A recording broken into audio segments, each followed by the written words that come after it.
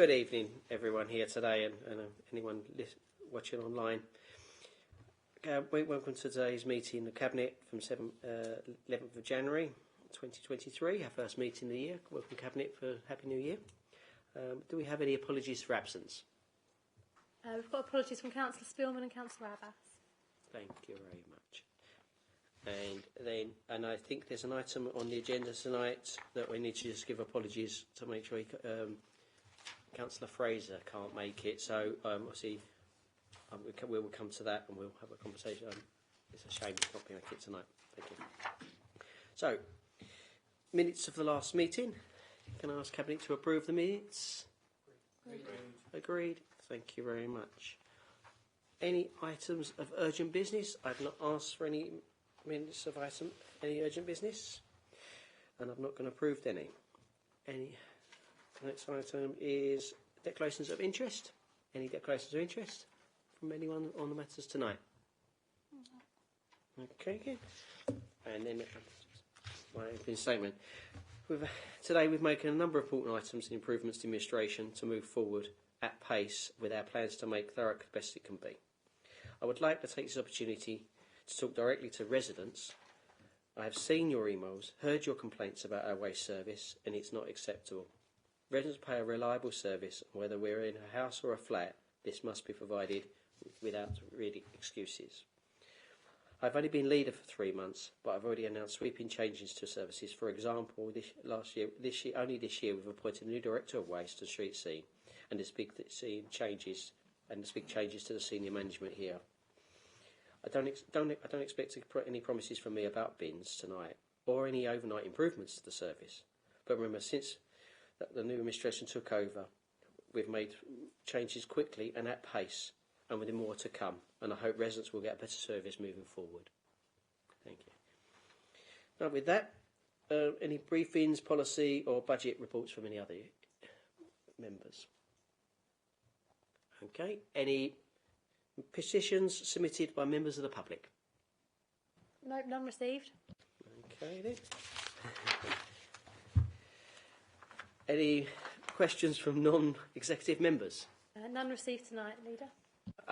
It's a shame really, because obviously when I've made leader, anyone could come here tonight, and I really would encourage the other members of non-exec members of it to come forward here and actually get involved in the debate. I really do need it. It's really important. Cabinet is just not to nod things through, and I urge and plead for the other 49, the other councillors who are not on cabinet to get involved and involved in the democratic purpose. We've seen when people obfuscate and don't get involved in the purpose, it gets us in a position that we are in Thurrock. But I do ask, we must be more involved and get involved as councillors and come here to ask questions, because challenge is the only way we get good decision making. So with that, my little plea, we can move on to any matters referred to us from Cabinet from consideration by ONS committees. Nope, none tonight. Again, I've referred to the previous statement. I think we really any ONSs I know at the moment. And then we move to item 10, Lower Thames Crossing Task Force.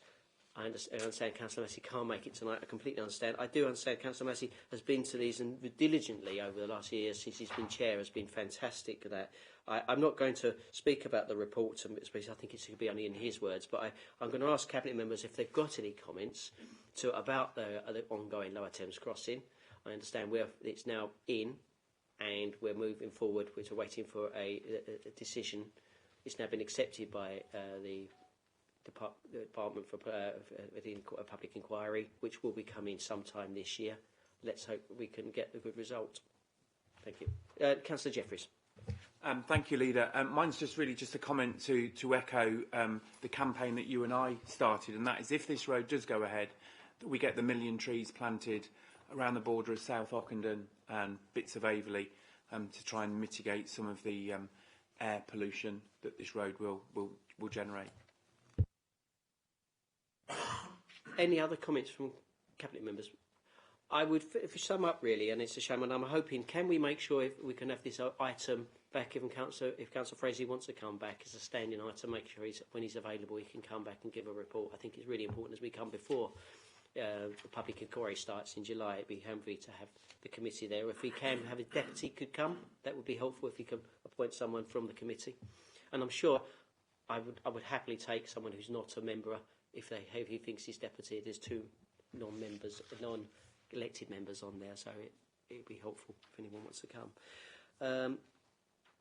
The Lower Thames Crossing, I think we're in the best position I have seen for many years, where both members of Parliament, the Council and the committee and quite a lot of residents are of one nearly of where APA's opposition to the route of this and where we're going, and we got to see a dividend for this borough for that. And I think, like Councillor Jeffries has mentioned, if this road is imposed on us, there must be some dividends for this borough. Otherwise, the standing objections to the route is unacceptable, where it touches nearly every part of this borough without any actual growth. And we've talked about the medium-term growth agenda, which we discussed on running with the acting chief executive mentioned as one of the levers. And to have a road with no access on or off, or no junctions, isn't a lever that can be used as growth. And it's a road that's just as a bypass road to the borough of Thurrock is unacceptable. So with that, my rant, we move on to item 11, cemeteries and burial strategy. Councillor Jeffries. Thank you, Leader. I'd like to bring forward this report. As it says in the introduction, Thurrock Council has not previously had a formalised cemetery or burial strategy. The benefit of this strategy is not only it outlines the aims and ambitions relating to the maintenance and improvement of burial grounds, but provides an opportunity to look at broader long-term possibilities, including crematoria and natural burials. I don't propose to speak for very long, but just to say that the consultation took place between June and August of 2022. 500 individuals accessed the consultation portal, and the findings can be found in the report. Happy to take any questions. Any questions for members? For me. I have a small question and a point, and it's about the crematoriums. We don't have a crematorium in the borough of Thurrock, and I know we've previously used the Havering. Most people have been to the crematorium in Havering. What I'm worried about now, the Mayor of London is just about to put a ULEZ zone right on their borders, and then makes it unviable for residents of Thurrock to go there without paying a £12 charge using a car to go to the crematorium. Now, I think this strategy is important. If we need to look at, and I know previously we have Pitsea and there, and we are close, and Havering would object to a crematorium in their area, and that for that reasons, because it would the use and the visitors to there. But the ULEZ has now made that slightly more important, and we don't think about that. But a ULEZ coming in July and £12.50 a day to go to go over to, and £12.50 to pay to go to use to go and pay your last respects. It's just inappropriate, and a mayor should either reconsider and move the ULEZ zone, or we should be making sure that there's some sort of dispensation, or we should make sure fight hand fist to make sure that ULEZ zone doesn't come into that area, and that, then we can actually look at the strategy to make another reason to look at a crematorium in our borough to make sure we can duly pay our last respects to our loved ones. So, that can I have any move to a vote and adopt? Yeah. Agreed. Thank you very much. Move now to item 12, contract modification, housing repair plan maintenance contract. Councillor Smillman is unable to attend for being poorly. I understand that, but kindly the portfolio holder, the director for housing, is able to give us an update for us, and I think that's very helpful. Thank you.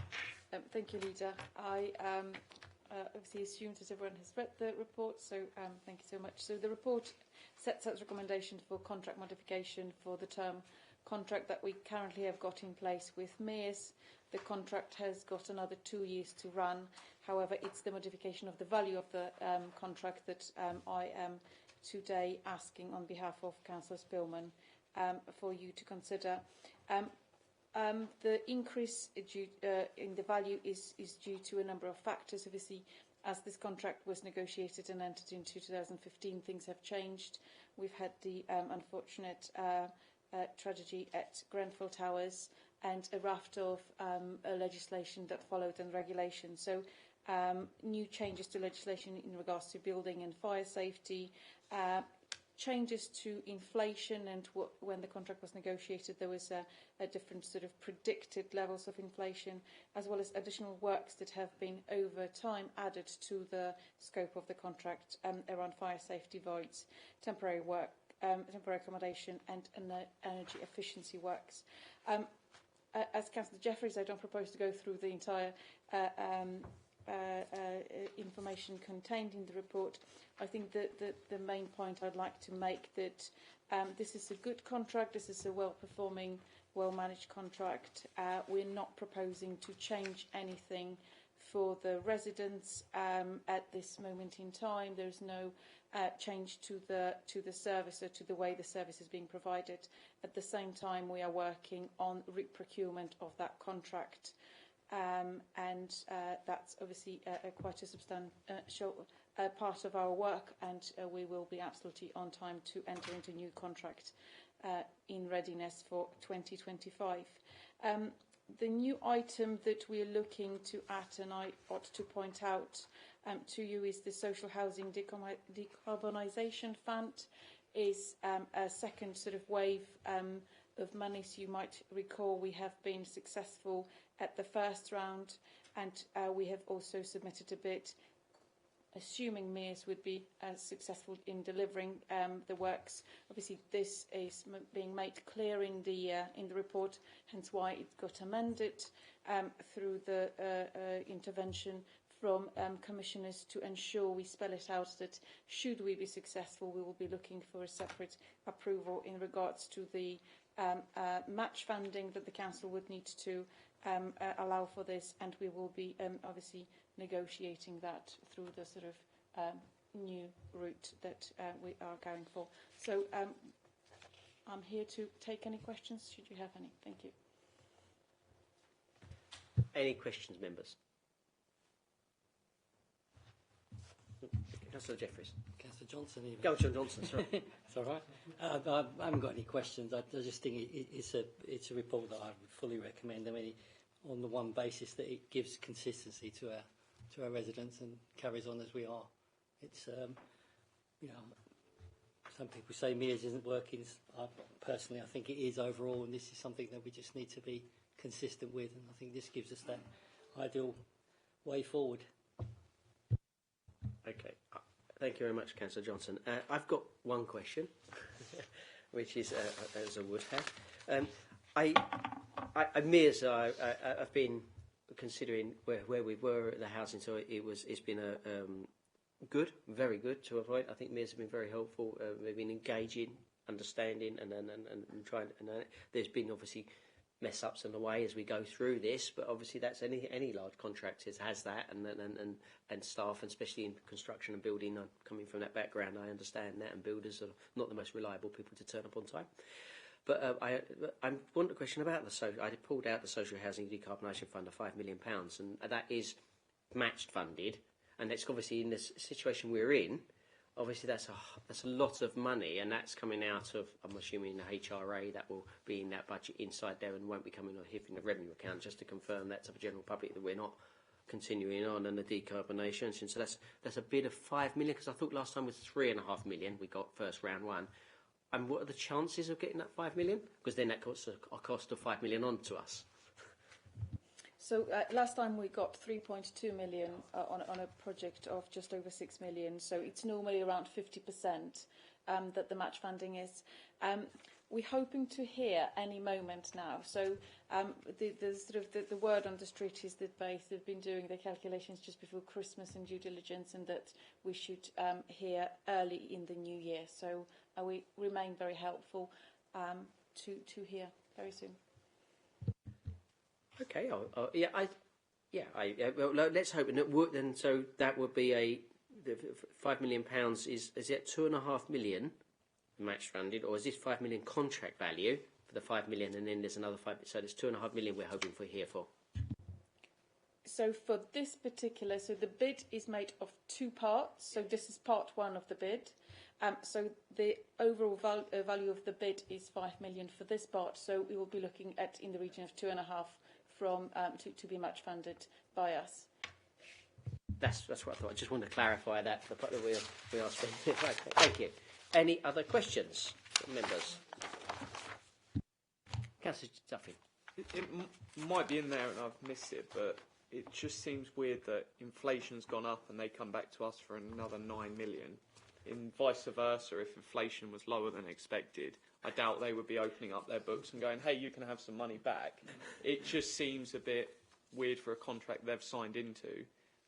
Is that something we need to look at in the future of not signing as long if the expectation is we then have to pay more that inflation's there? It just seemed a weird one that it wouldn't work on the other foot, if you put it that way, of, hey, inflation's lower than expected, give us more. Give us that 9 million back if it had been the other way. Thank you for that question. I think I should first correct that the 9 million is not an extra money. It's just, as I mentioned, at the outset, the scope of the works has increased. Additional sort of legislative requirements came to fore, so we needed to obviously adapt. So we invested, essentially. We spent more money earlier on, so it's more of a sort of technical point that we're getting to the end of the money that we said that we spent. In terms of inflation alone, the first sort of 5 years, I think, of the contract, the 4 years, we're running at 2%. So last year we negotiated 6%, and we're sort of aiming to start negotiating and keep it as close to 6% as possible. Construction, obviously inflation has shifted, and detail is in the report, so it is a negotiated matter. The contract provides for 90% of RPI as the maximum that the contractor could charge. They have never charged us 90% of RPI at any given point, so it actually, we've always been able to get a good deal out of that. Thank you very much for that answer. Thank you. Is any other questions? Otherwise I'll move to the recommendation. Do we accept the council paper's recommendation on 1.1? The company approves the increase of planning and partnership agreement and the responsive voids and related works award to MEARS. Great. Thank you very much. Thank you. That's excellent. And now we move on to the second recommendation. Oh, there's another one. Oh, God. Ah. Oh, my God. Oh, okay, then. Sorry, I didn't see that one on the back of it. And then the second recommendation, Cabinet notes to note the financial commitment of the Housing Revenue Accounts and the match fund, the social housing deacon arbitrage, which we discussed. Yes. I thought that was... Agreed. Thank you very much. Okay, then. Right, item 12. No, item 13, Councillor Snell, which is the local council tax scheme. Yeah, thank you, Leader. Again, I'm not going to go into this in too much in depth. This is the continuation of the local council tax scheme, which was introduced in 2017, and we've renewed that every year since then. It's important for this year because it's a continuation of the scheme that helps the most vulnerable people in Thurrock to get by, and it's a good thing that we can do it for this coming year. There's a little bit of a but with that, is that we're going to have to review that going forward. So it's in place for this year, that's fine, but we're going to need to review that to see what we can do for 24-25. But the good news is for this year it's in place. So as I say, the most vulnerable people in Thurrock, as far as council tax is concerned, are protected for this year. So therefore, yeah, I mean that's all I've got to say for this one, and I will open for questions. Any questions, members? Okay. Well, I have a question, and would we want to get on record? I got asked, obviously, about the local tax scheme on Monday by a concerned opposition member, saying that the heavy-handedness of going this we go forward with council tax and the protection, and I'm glad this has come forward here.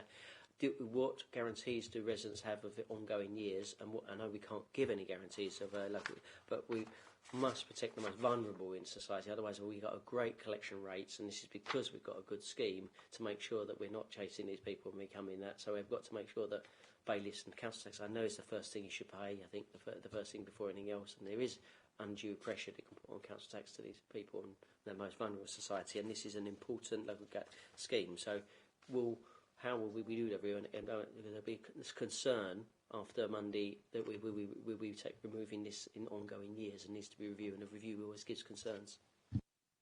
Yeah, thank you, Leader. And I completely understand that, and it is a valid point.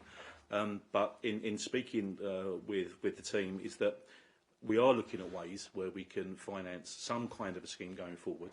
I mean, we're in very early stages of those conversations right now, but there won't be a circumstance, I don't think, where we would have no scheme of any kind in place. We're just not sure, just at this moment, what that new scheme would look like.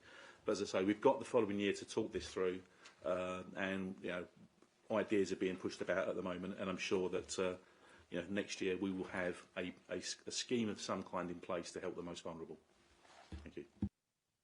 And thank you, that very assurance. And I'm sure before we go to the evening, I just want to make sure that we can get ONS and make sure this regularly to ONS and regularly to our conversation. So if we design a new scheme, we have buy-in of all our members, not just the 30 members of my administration, that we make sure members are of all sides and all 49 are engaged in this process too if we're going to design a new scheme, because this scheme has been fairly successful over both administrations over the years with a few tweaks, and we don't want to lose something that's doing very well. And I know it costs a lot of money, I know that, but it does mean that we have a very good collection rate because we have such a good scheme to make sure we've got protecting the most vulnerable in society. Okay, and I think that's important to mention. So, any more questions? Councillor Maney. Apologies, should know better. We do have to look at the amount of support that we make available. It's only right that we do. And I noticed that Castle Point, one of our near neighbours, offer 70% support. I'm not saying I've got a view on this, but I'd be interested to know what their collection rate is compared to ours. So, does it dispel that myth that the more you shrink the support, the collection rates become worse? Perhaps as we get near to reviewing this, we can look at other local authorities and just see how their collection rates compare to ours, and see whether it would be a false economy to tinker around with that, because we do at the minute still have low council tax in Thurrock compared to other neighbouring authorities, and it's only right that we question whether 75% is too generous. It may not be, but we have to ask ourselves that question, and I'd just like to compare other local authorities that don't have as much support and see what their collection rates are like. Councillor Selwyn, I can answer something, but I'll let Councillor Snell first. My portfolio on. Yeah, thank you, Liz, and thank you, Councillor Maney.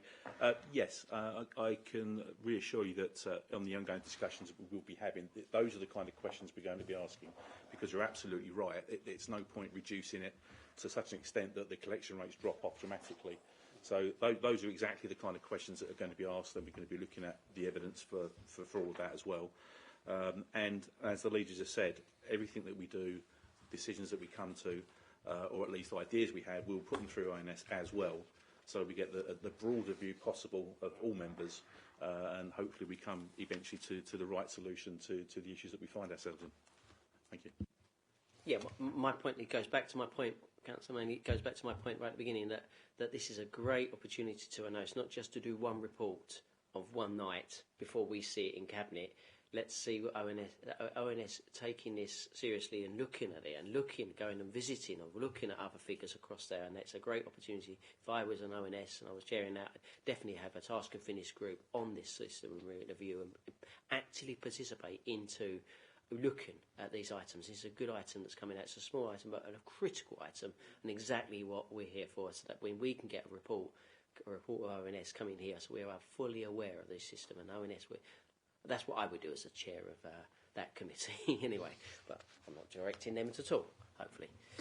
Moving forward.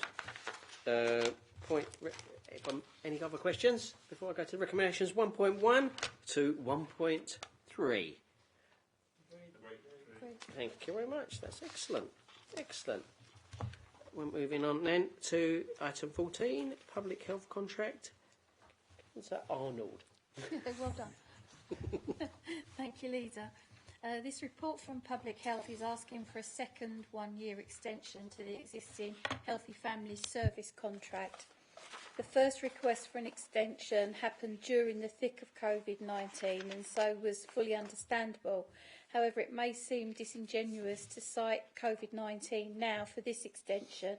So I feel I need to explain that whilst we may feel we're at the other side of COVID, public health departments have a 2-year backlog on catching up on works and collecting health data to inform all our services after being fully focused on COVID. This contract is very significant and covers a large variety of children's health services from ages 0 to 19. The funding of the contract, worth around 20 million over its 5-year life, is solely from public health grants via the DHSC and is completely separate from council funding.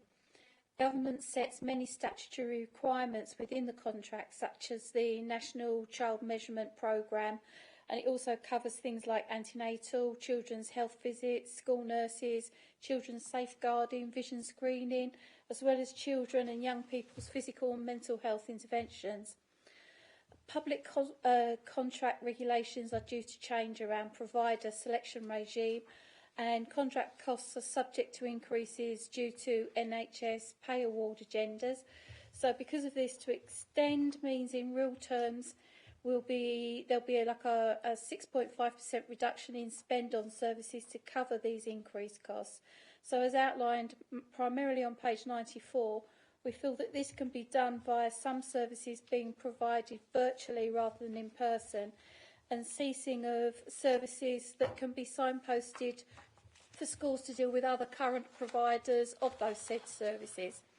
If we don't extend, then public health won't be able to ensure best value and quality, as procuring alternative provision would be rushed. As you can see, it's covering an awful lot of services. By extending a year, it allows them to take everything into consideration, as well as giving time to reassess and redesign Thurrock's needs in joint consultation with children's services, the family hub's work and public health, making sure that we can future-proof the service.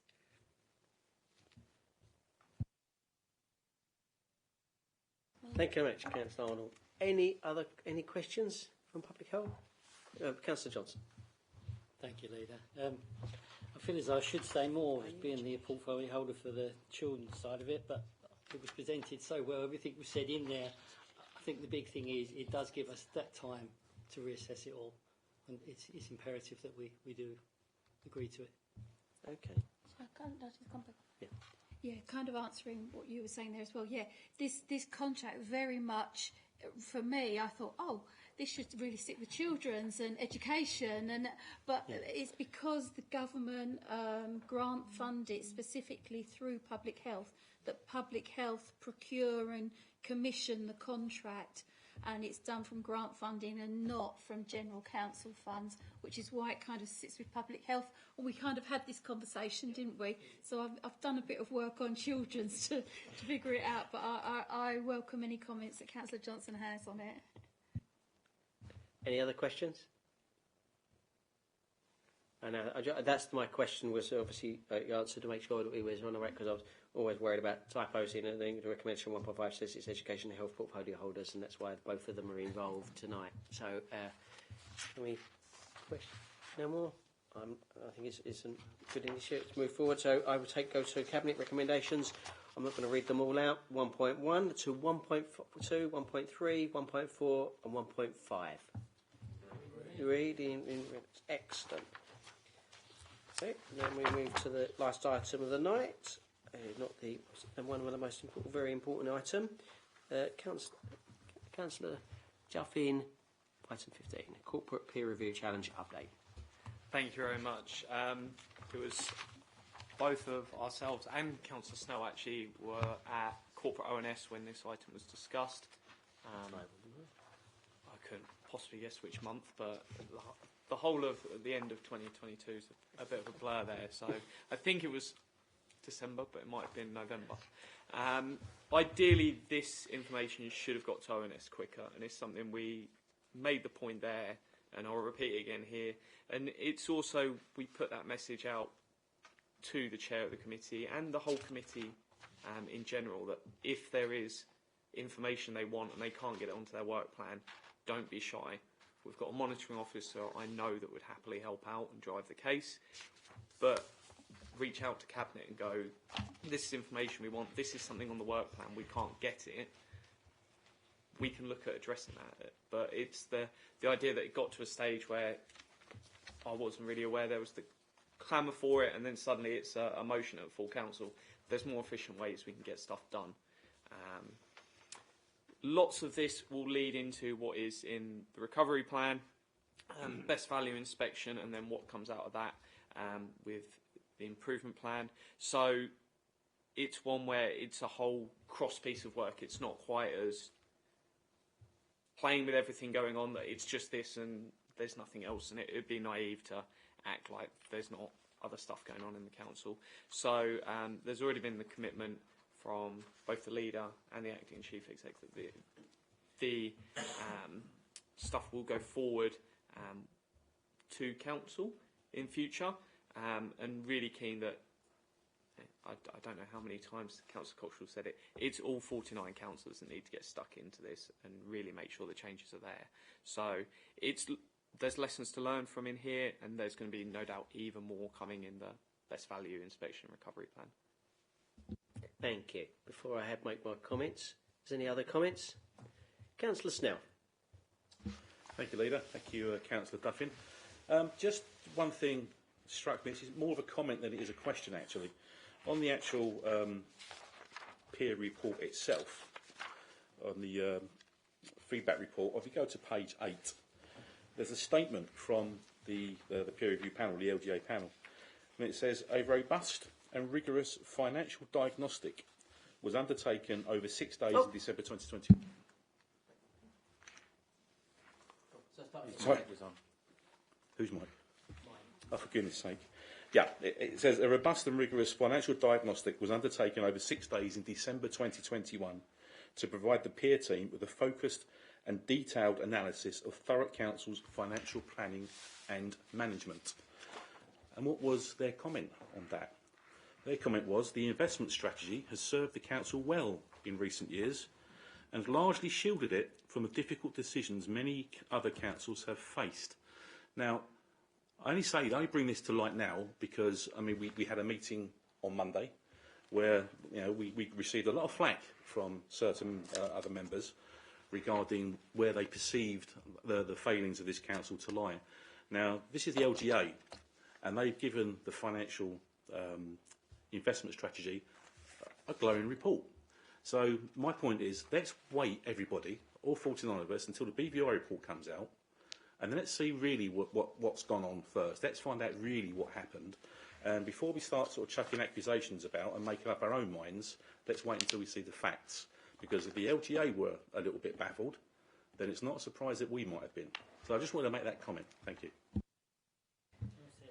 Thank you very much, Councillor Snell. That was an apt comment, and I think it goes well to. I'm sure the commissioners have seen that. I'm sure the BVI inspectors have read the report, and there's any other comments? I'd like to make one, and obviously, let's make a comment the way it's here now. It's a year late, and that's it.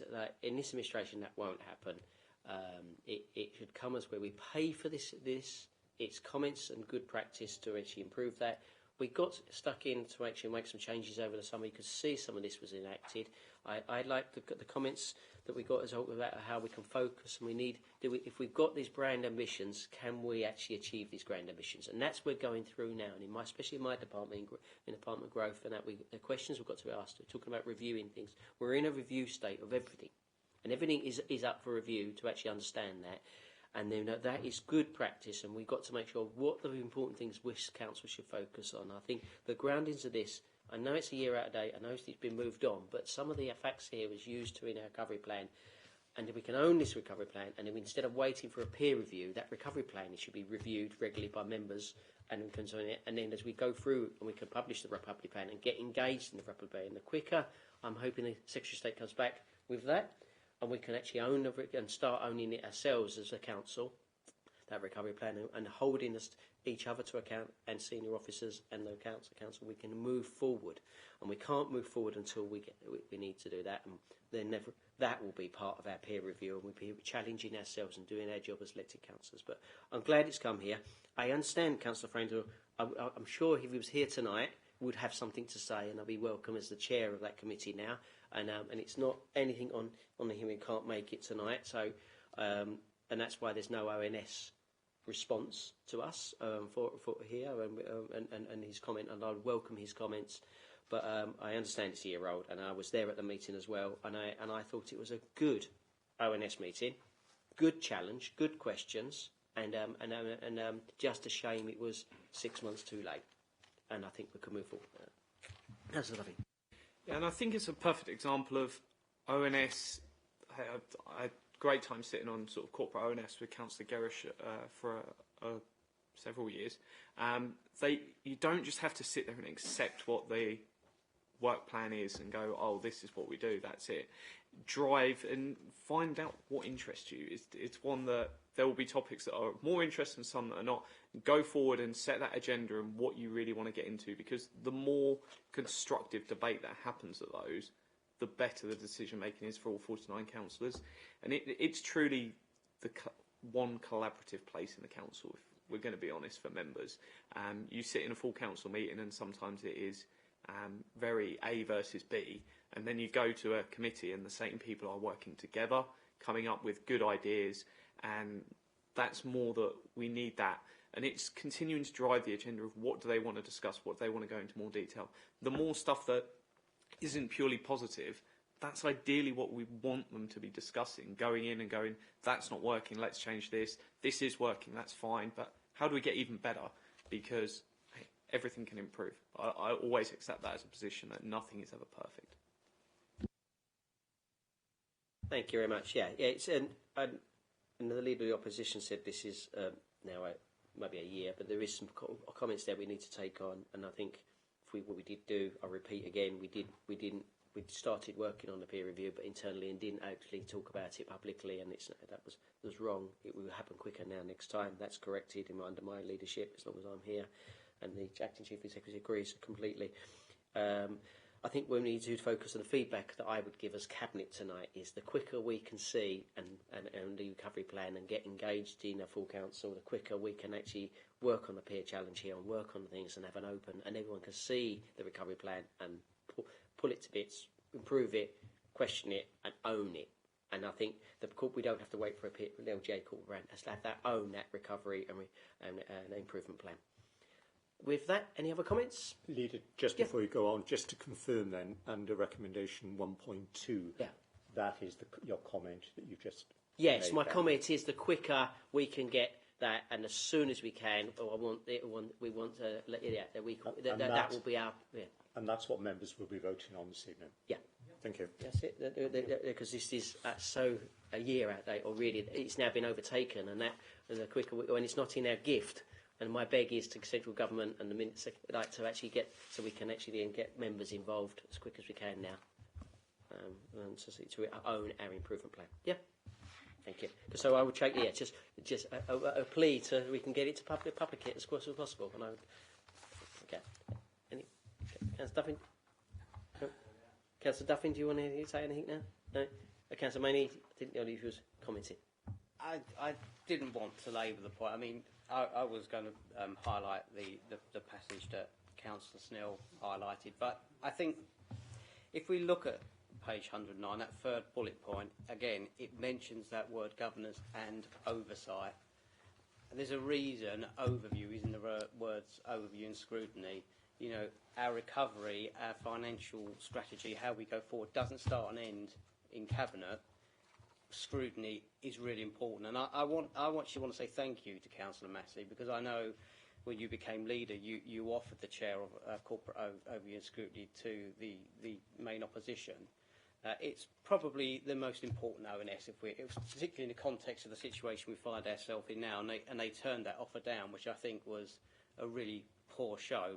But I think I just want to place on record, William, my thanks for another opposition member, Councillor Massey, stepping up and taking that role, because whatever we do here, whatever decisions we make here going forward, it really has to be underpinned by effective ONS. It really does. That's why that word oversight is there. And so it is a plea really to the opposition. We saw what happened on Monday night, but moving forward, it's clear there's a role for all 49 members, and ONS is going to be instrumental in that. And since you've become leader, you've made as clear as you can do that, you know, ONS isn't just a process to us. You want them to be involved, you want to listen to them, you want their recommendations to come here. And I think ONS has a crucial role moving forward. And I just hope the opposition members are listening, get involved in that process if you really want to make a difference. Yes, before I go to the recommendation, you can take a horse to water. You can't make it drink. And I keep pleading that we get involved in this. And here tonight, you mentioned that it's all one administration. And we can't get good challenge there. People understand that. And we need opposition challenge to make good decisions. And part of it, whether it happened previously, I can't discuss what happened in the last administration, the last cabinet and the last meeting. We want challenge to our decisions, and we want to see reports and members come here to challenge our decisions inside it, and then we make good decisions. And I'm not here to this. I don't want to hear just yes people and less men and less ladies. I do want challenge, and that's to improve decisions. And my decisions all my life have improved when someone said, no, you're wrong, Mark. Councillor Duffy. And it's sort of a sad indictment, I think, challenge within the council, and probably the first person that comes to mind is Joyce Redsall. And it's like, she is doing her job as a backbencher, but you would like to think opposition, check and balance, opposition as well in that, whereas I'm looking to people within the party as the best form of check and balance and doing that. And that's 100%. Backbenchers should still have a role, and we should have a role of checking and balancing ourselves, but it's needing oppositions to step up to the plate. For so long it was a tick box exercise that they treated these committees that way, and fingers crossed that will change, because they have got a valuable role. But hey, if we look at the people that have come to this committee and actually engaged in it, I think of Fraser, Joyce Redsall. I'm struggling to think of another one since the time I've been on Cabinet that's actually come and spoken at Cabinet as a non-Cabinet member. Yeah, that's why immediately one of my first actions in Cabinet was to show that any member can come here and ask a question, not just the chairs, because that was the restrictions, and I'll accept anyone who walks in the door as an elected member to ask a question, and at that point. I think I can't change what I can't change what went on previously and how Cabinet treated ONS and what ONS treated us. I want all members to be involved and challenged. I point out, I can do in the doing, that I was challenged quite viciously in PTR, quite rightly, by the chair of PTR. He's now sitting in Cabinet. And that may say thing. It's the good challenge means, regardless of what political party, we are elected as 49 members, not as party. And I lead here as the leader of the council, not as the leader of the Conservative group. Very rarely I am an elected member of this corporate body and the chair of this, and that's why I lead up. And I listen to any member. Right, with that, we can move. Any other questions? If you can adjust my plea and we can arrange that. But our feedback is, can we get on and get everyone involved, really, and then make sure we can get their peer vote. So recommendations 1.1 and 1.2. Thank you very much. And with that, right, and I don't know how to close the meeting then, if anything else, at 19:44. Thank you very much.